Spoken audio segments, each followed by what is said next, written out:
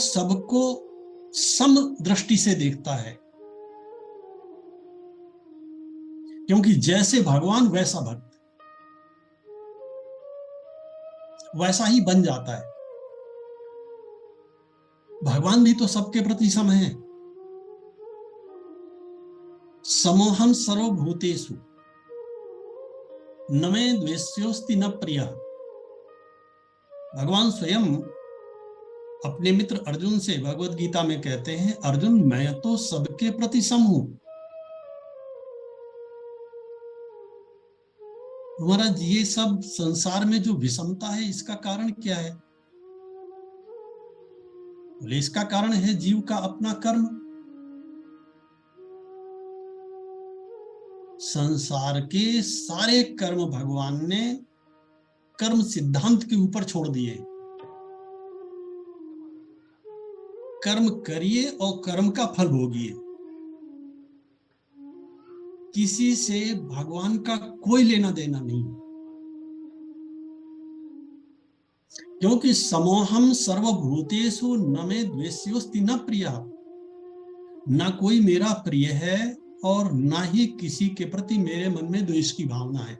सबके प्रति मैं सम हूं। भक्त में भी समता होती है।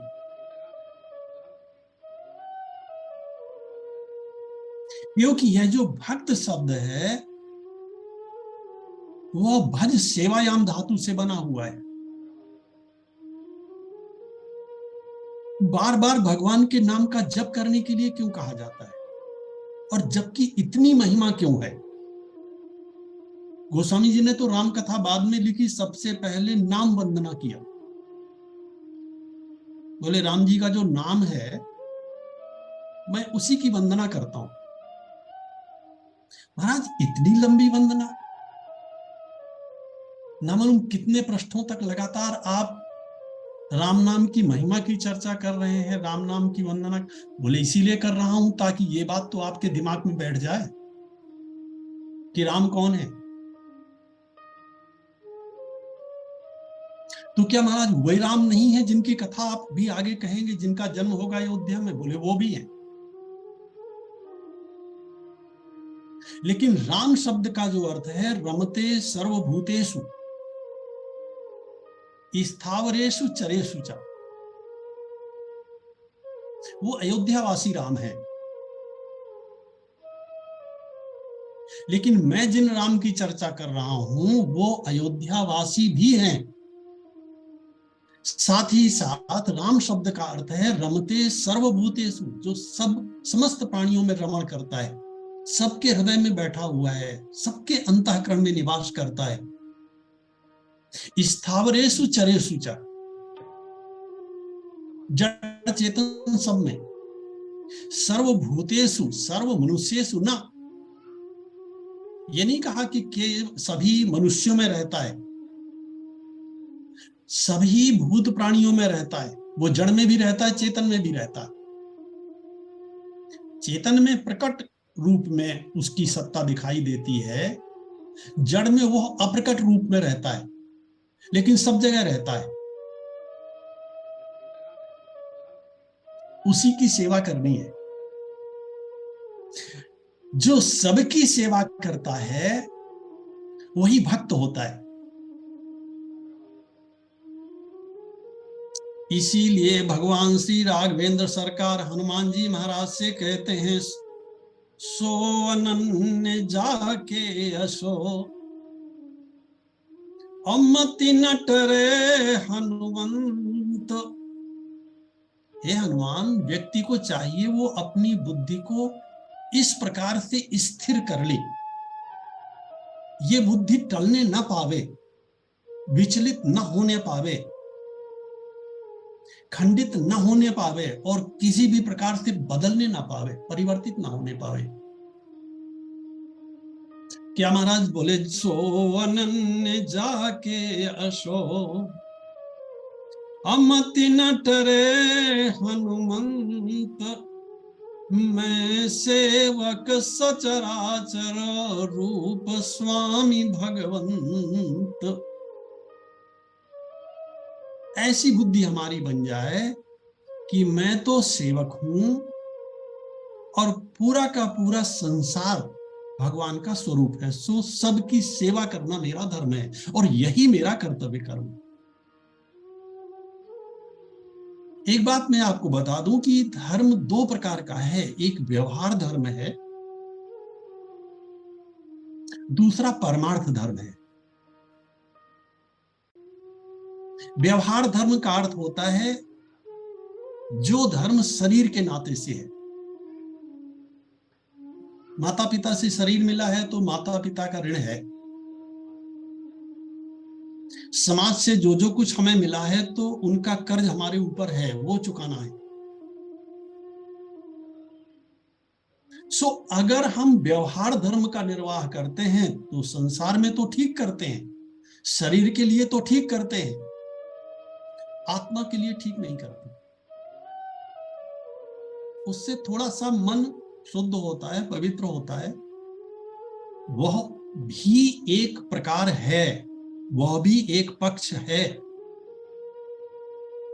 जैसे बिना शरीर के आत्मा नहीं रह सकता, वैसे ही बिना व्यवहार धर्म के परमार्थ धर्म भी नहीं रह सकता,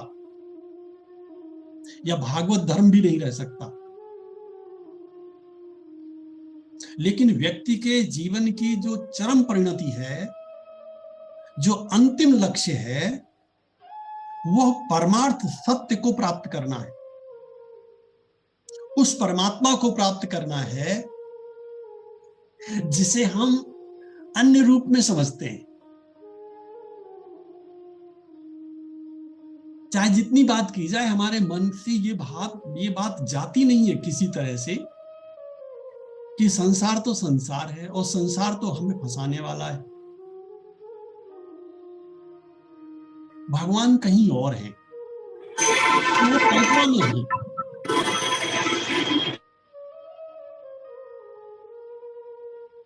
यथार्थ में ना उनका कभी दर्शन होगा, न किसी को हुआ है, न हमें होने वाला है। तुलसीदास जी महाराज ऐसा नहीं कहते, गोस्वामी जी महाराज तो कहते हैं, किसी ने गोस्वामी जी से कहा महाराज भगवान दिखाई क्यों नहीं देते, तो थोड़ा सा नाराज हुए और उन्होंने कहा नैनन निरख कृपा समुद्र हरि अग जग रूप भूप सीतावर। बोले तुझे दिखाई नहीं देता इस संसार में, जिधर देखो उधर ऐसा विलक्षण चमत्कार दिखाई देता है और तेरे को भगवान नहीं दिखाई देते। अच्छा, संसार दिखाई देता है, संसार कैसा है? अगर घड़ा दिखाई दे तो क्या आप ये कह सकते हैं कि इस घड़े को बनाने वाला कोई नहीं है? ये तो बहुत छोटी सी बात है। इतना विलक्षण, नाना प्रकार का, जिसे अचिंत्य रचना रूप कहा गया है, ऐसा संसार हमें दिखाई देता है। इस संसार को बनाने वाला भी तो कोई होगा। हमारा शरीर ऐसे ही बन गया, बिना बनाए, किसी ने नहीं बनाया, ऑटोमेटिक बन गया। इतना एक्यूरेट, इतना बढ़िया। सो भगवान कहते हैं समोहम सर्वभूतेषु, मैं सबके प्रति सम हूं। भक्त भी सबके प्रति सम होता है। समोहम सर्वभूतेषु न मे द्वेष्योस्ति न प्रियः। लेकिन इसके बाद भगवान श्री कृष्ण कहते हैं ये भजन्ति तुमाम भक्त्या। बड़ा प्यारा शब्द बोला भगवान ने, जो भक्ति पूर्वक मेरा भजन करते हैं, मेरा नाम जपते हैं और साथ ही साथ भक्ति भी करते हैं। भक्ति पूर्वक अर्थ क्या हुआ? पहले भक्ति और फिर भगवान का भजन। पहले सेवा और फिर भगवान का भजन। सो सेवा और भजन ये दोनों मिलकर के जीव का कल्याण करते हैं। हम जहां हैं, जिस स्थिति में हैं, जिस प्रकार से कर सकते हैं, जिसकी कर सकते हैं, जितनी कर सकते हैं, उतनी सेवा करने की भावना जब हमारे अंदर आ जाए और हम पूरी भावना के साथ समाज को अपनी सेवा देते हैं, तो भगवान प्रसन्न होते हैं। भगवान की दो पत्नियां हैं, एक का नाम है भक्ति और दूसरी का नाम है माया। संसार की उत्पत्ति किससे हुई? संसार की उत्पत्ति हुई माया से। गोस्वामी जी महाराज लिखते हैं, मम माया संभव संसारा जीव चराचर विविध प्रकारा। भगवान ने कहा संसार की जो उत्पत्ति है वह माया से हुई है। और भगवत गीता में भी भगवान कहते हैं, मम योनिर महद ब्रह्म तस्मिन गर्भम ददाम्यहम् संभवा सर्वभूतानां ततो भवति भारतो। सो माया से संसार की उत्पत्ति हुई। माया एक बार भगवान के पास गई, सो भगवान ने अपना मुख फेर लिया। माया हाथ जोड़ के खड़ी हो गई, महाराज मेरी ओर देख भी नहीं रहे। भगवान ने कहा, क्या देखूं, जो मेरे अंश हैं उन सबको तुम दुखी करती हो, जो मेरे और तुम्हारे बालक हैं ऐसे संसार के सभी लोगों को तुम दुखी करती रहती। तुम्हारा काम ही ऐसा है, तुम्हारी तरफ क्या देखूं मैं। माया ने हाथ जोड़ करके कहा, महाराज ऐसा नहीं है, जैसा प्रभु आप सोच रहे हो ऐसा नहीं है। तो भगवान ने पूछा, फिर क्या है? माया ने कहा, जो आपकी शरण में नहीं आते हैं मैं उन्हीं को दुखी करती हूं। और दुखी इसलिए करती हूं कि ये जीव उनके पास क्यों नहीं जाता है जिनका है। जो आपकी शरण में आ जाते हैं मैं उन्हें कभी दुखी नहीं करती। इसीलिए काकभूषण जी महाराज गरुड़ जी से कहते हैं, गरुड़ जी तब ते मोहि न व्यापी माया, जब से रघुनायक अपनाया। जब से भगवान ने मुझे अपना बना लिया है तब से माया का मेरे ऊपर प्रभाव नहीं पड़ता। क्योंकि गरुड़ जी को सबसे बड़ा आश्चर्य यही था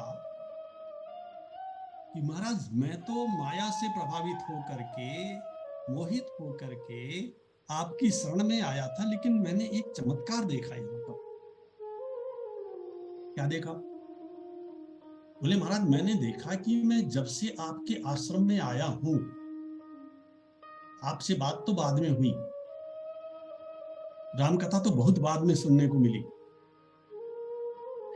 जब से मैं आपके आश्रम में आया हूं, इस दिशा में मैंने प्रवेश किया है, बहुत पहले से ही मेरे मन से वो सारे विकार समाप्त हो गए।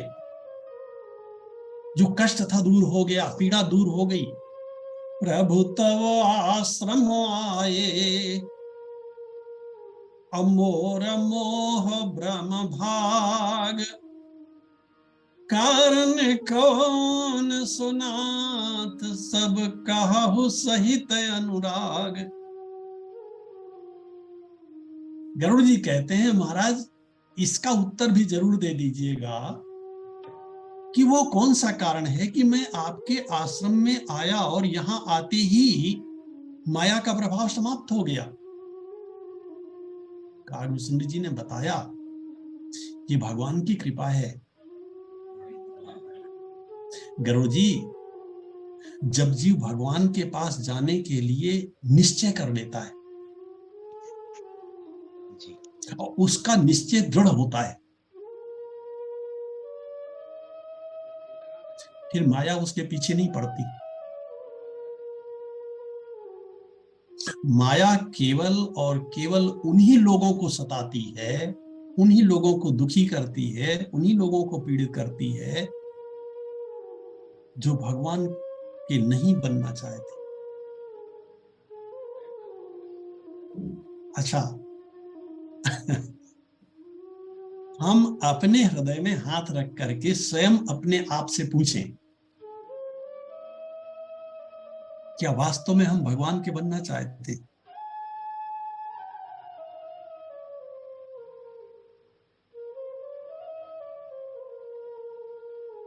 क्या वास्तव में भगवान से मिलना चाहते हैं?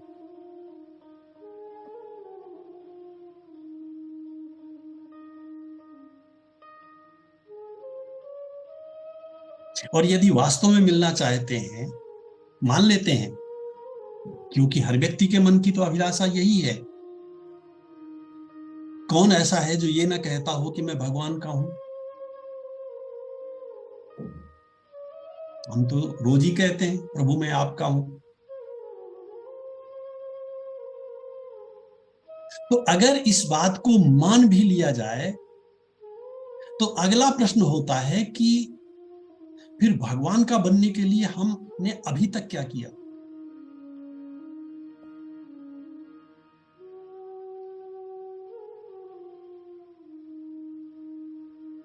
चलिए छोड़िए, हमने अपनी बुद्धि को ठीक करने के लिए और अपने मन को ठीक करने के लिए हमने अभी तक क्या किया?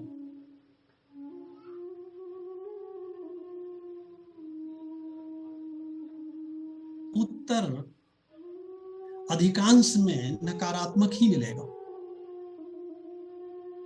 इसीलिए मैंने इस बात की पहले भी चर्चा किया था कि जो भगवान शंकराचार्य कहते हैं वही बात सही है, वैदुष्यम विदुषाम तद्वत भुक्तये न तु मुक्तये।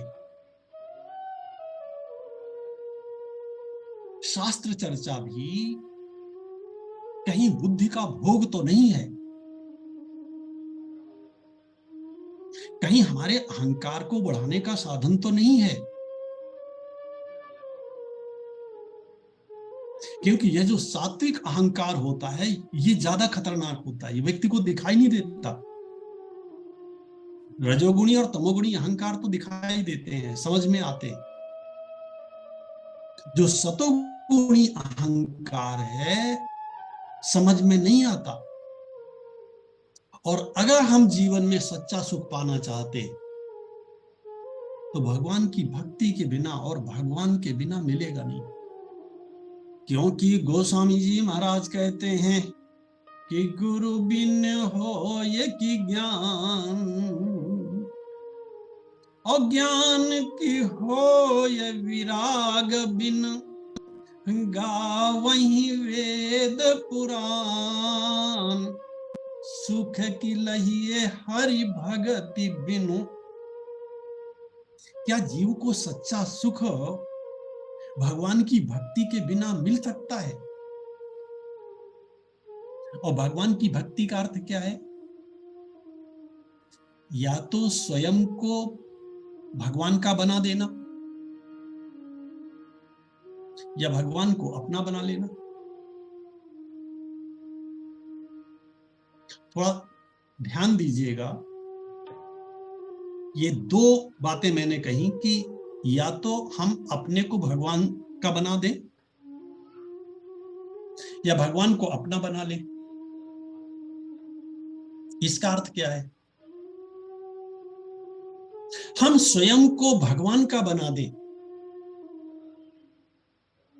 तो फिर हम भगवान के हैं, और इस संसार में जो कुछ हो रहा है उस सब से हमें प्रभावित नहीं होना चाहिए। बाहर की किसी घटना से हमें प्रभावित नहीं होना चाहिए। हमारा सुख और हमारा दुख फिर किसकी जिम्मेदारी हुई? हमारी, हमारे परिवार वालों की, हमारे संबंधियों की, हमारे मित्रों की, या भगवान की? भगवान स्वयं कहते हैं कि मोर दास, मनुष्य दो दास तो मेरा कहलावे, मैं भगवान का हूं। और जब कोई सांसारिक समस्या आ जाए तो अपनी मित्र के पास पहुंच जाए, सांसारिक समस्या आ जाए तो परिवार के लोगों को इकट्ठा करने लगे, कोई छोटी सी समस्या आ जाए तो संबंधियों के पास पहुंच जाए। बोले मोर दास कहाई नर आशा, करे तो कहु कहा विश्वासा। भगवान कहते हैं ऐसे व्यक्ति का क्या विश्वास किया जाए जो दास तो मेरा है, अपने को कहता तो मेरा है कि मैं प्रभु का हूं, मैं भगवान का हूं, भरोसा संसार से क्या करता है। और भगवान गीता में क्या कहते हैं अर्जुन से? अर्जुन, सबका आश्रय छोड़, सबका भरोसा छोड़। अर्जुन ने कहा महाराज कैसी बातें करते हो आप, इस युद्ध में मेरे भाई साथ में नहीं रहेंगे, मेरी सेना साथ में नहीं रहेगी, बिल्कुल तात्कालिक दृष्टांत है, यदि मेरी सेना साथ में नहीं रहेगी तो मेरी विजय कैसे होगी? भगवान को हंसी आ गई। बोले अर्जुन, एक तुम्हारी दृष्टि है, एक मेरी दृष्टि है। तुम्हारी दृष्टि में तुम्हें युद्ध करना है, मेरी दृष्टि में तुम्हें नाटक करना। और तब भगवान अर्जुन से कहते हैं, अर्जुन मया एते निहताः पूर्वमेव, मैंने सब कुछ पहले निर्धारित कर रखा है, कब क्या होना है, कितना होना है, किसके साथ होना है। जरा सोचिए वो परमात्मा कैसा होगा।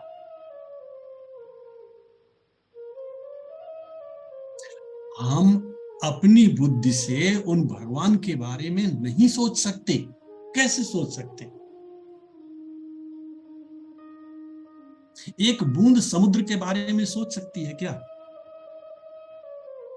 कि समुद्र कैसा हो?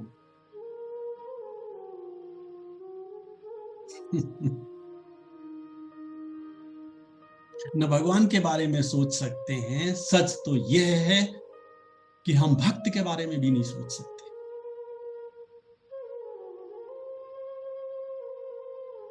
थोड़ा प्रयास कर रहे हैं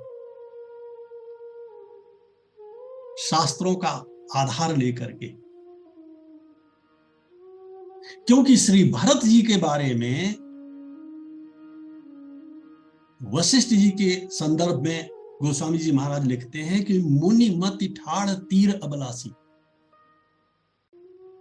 अगर विधाता के पुत्र, ब्रह्मा के पुत्र साक्षात गुरुदेव वशिष्ठ भरत जी को नहीं समझ पाए, एक सच्चे भक्त को नहीं समझ पाए, हम आप कैसे समझेंगे? भगवान की कृपा है बस कि भगवान ने हमें रामचरितमानस जैसा ग्रंथ दिया है और श्रीमद् भागवत गीता और श्रीमद् भागवत जैसे ग्रंथ दिए। लेकिन भगवान की ये घोषणा है कि हम भगतन के भगत हमारे, मैं भक्तों का हूं और भक्त मेरे। और भगवान इतना ही नहीं कहते, वे कहते हैं कि मैं भगतन के हाथ बिकाऊं, भक्त कहें सोई करो निरंतर,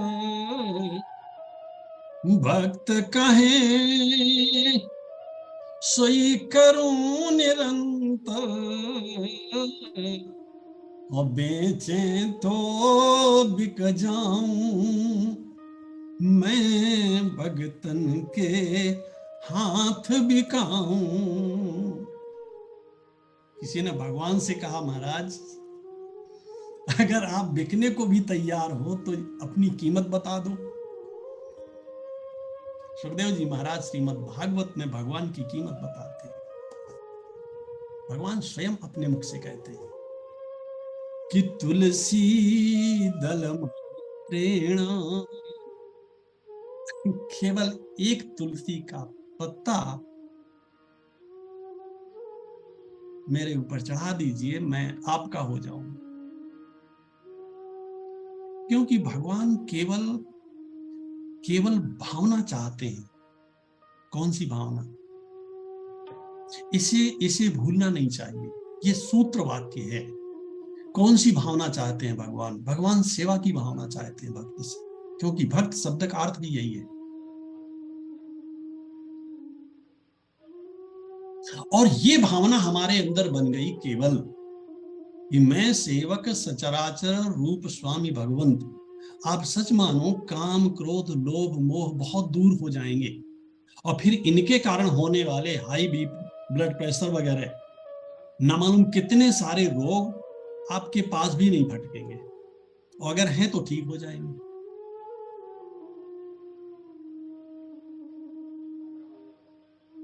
तुलसी दल मात्रेण, किसी ने कहा महाराज तुलसी दल न मिले तो बोले जल से चुलके न चा, एक अंजलि जल तो होगा।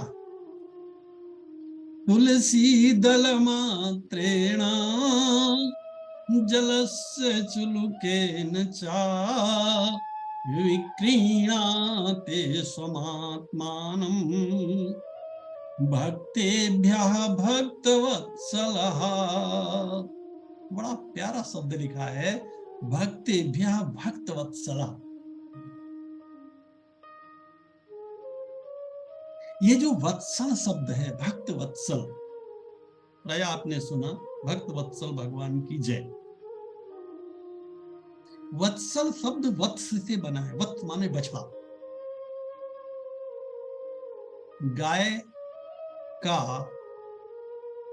गाय जब ब्याती है, गाय का जब बच्चा पैदा होता है, तो उस समय आपने देखा होगा उस बच्चे में पूरा क्या पूरा शरीर उसका गंदगी से लिपटा होता है। उसकी सफाई कैसे होती है, हम आप बहुत अच्छी तरह से जानते हैं इस बात। गाय अपनी जीभ से चाट चाट करके उसे साफ करती। किसी ने गाय से पूछा, तुम्हें घृणा नहीं होती इससे? गाय ने कहा, घृणा की इसमें कौन सी बात है? ये जो गंदगी है, ये गंदगी कहीं बाहर से थोड़ी आई है, ना बाहर से आई है, ना इस बछड़े की अपनी है, ये तो मेरी अंदर की है। और मैं जो इसकी सफाई कर रही हूं, तो इसके ऊपर कोई एहसान थोड़ी कर रही हूं, अपने शरीर की गंदगी को ही तो शरीर से साफ कर रही हूं।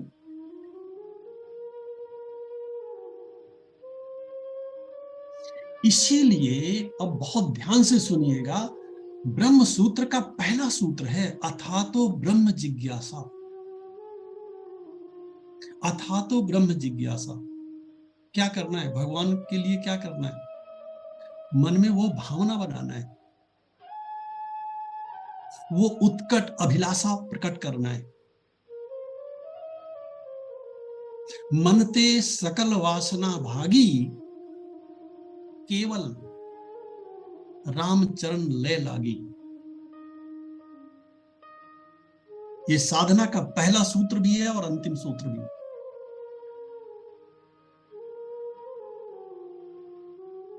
काम क्रोध लोभ मोह एक ही साधे सब सधे, सब साधे सब जाए। सो भगवान से ऐसी प्रार्थना करनी चाहिए, प्रभु, और इस बात के लिए बहुत जागरूक रहना चाहिए, क्योंकि केन उपनिषद का ऋषि कहता है, यदि इस जीवन में भगवान मिल गए, इस जीवन में सत्य का दर्शन कर लिया, इस जीवन में अगर भगवान को पा लिया तो पा लिया, अन्यथा समझिए कि इससे बड़ा नुकसान, इससे बड़ा घाटा फिर संसार में दूसरा होने वाला नहीं। उपनिषद का मंत्र है, इहिचेद अवेदिदत् सत्यमस्ति। अगर इसी संसार में भगवान को पा लिया तो सब कुछ पा लिया, और न्योचित अवेदित, और यदि न जाना तो महती विनष्टि, केवल सब कुछ नष्ट हो गया। अर्थ होता है सब कुछ नष्ट हो गया।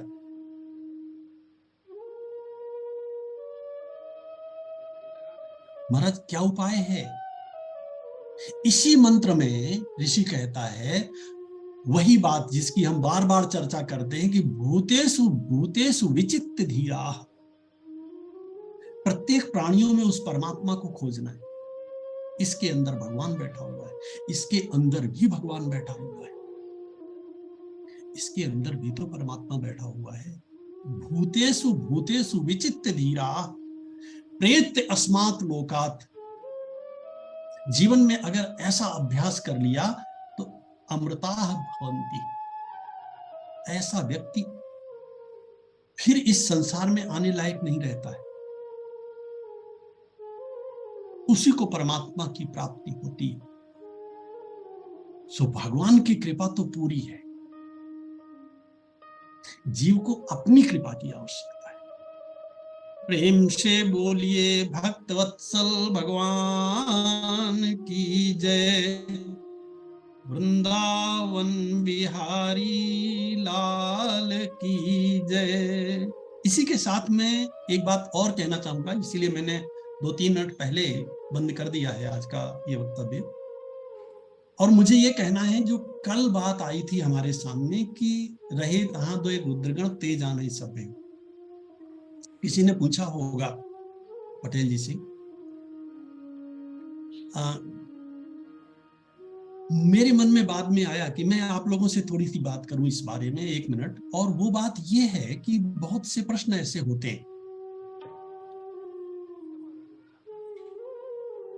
जो प्रश्न केवल प्रश्न करने के लिए होते हैं, उनका तात्पर्य कुछ नहीं होता, उनसे लाभ बिल्कुल नहीं होता। अच्छा, अगर कोई बता सके तो मुझे ये बता दे कि अगर मान लीजिए मैंने बता दिया इन दोनों शिवगणों का नाम, तो मुझे या आपको कोई फायदा? एक प्रश्न और कई बार पूछा गया, सुदामा जी के माता पिता का नाम क्या है? हमने कहा जरूरत होती तो सुखदेव जी महाराज स्वयं बताते, यहां भी आवश्यकता होती तो गोस्वामी जी महाराज बताते। रामचरितमानस में एक प्रसंग और है, तापस वाला। ते ही अवसर एक तापस आवा, बड़ा झंझट है। गीता प्रेस वालों ने भी उस पर बहुत कुछ लिखा, या तो गोस्वामी जी हैं या हनुमान जी महाराज हैं। मेरे मन में आता इसकी क्या गारंटी है कि गोस्वामी जी महाराज हैं या हनुमान जी महाराज हैं? आप खूब सोचिए, खूब सोच। अगर बताना आवश्यक होता तो गोस्वामी जी बता देते। हमारे यहाँ कथानकों का जितनी कथाएं हैं, आप राम कथा देख लीजिए तो राम कथा के जितने संस्करण हैं या जितने प्रकार की राम कथाएं हैं, सब में नाम तो छोड़िए, प्रसंग अलग अलग हैं। किसी में मिलता है, किसी में वो प्रसंग नहीं मिलता, किसी में दूसरे रूप में मिलता है। कथाएं अलग अलग हैं। क्या सही है? कथाएं तथ्य को समझाने के लिए होती हैं। भगवत गीता में सिद्धांत है, जो सिद्धांत भगवत गीता में बताए गए हैं, उन्हीं सिद्धांतों को किसी कथा के माध्यम से, सीधे सीधे सिद्धांत पचता नहीं व्यक्ति को। सबकी बुद्धि तो वैसी नहीं होती है एक जैसी, वो आईक्यू लेवल नहीं है, तो कथाओं के माध्यम से उसे सरल बनाया जाता है। इसलिए बहुत से प्रश्न ऐसे होते हैं जिन प्रश्नों की कोई आवश्यकता नहीं होती, फिर भी प्रश्नकर्ता का स्तर बता देता है कि इससे बात किस तरह की जाए। गुरु शिष्य से बात इसीलिए करता है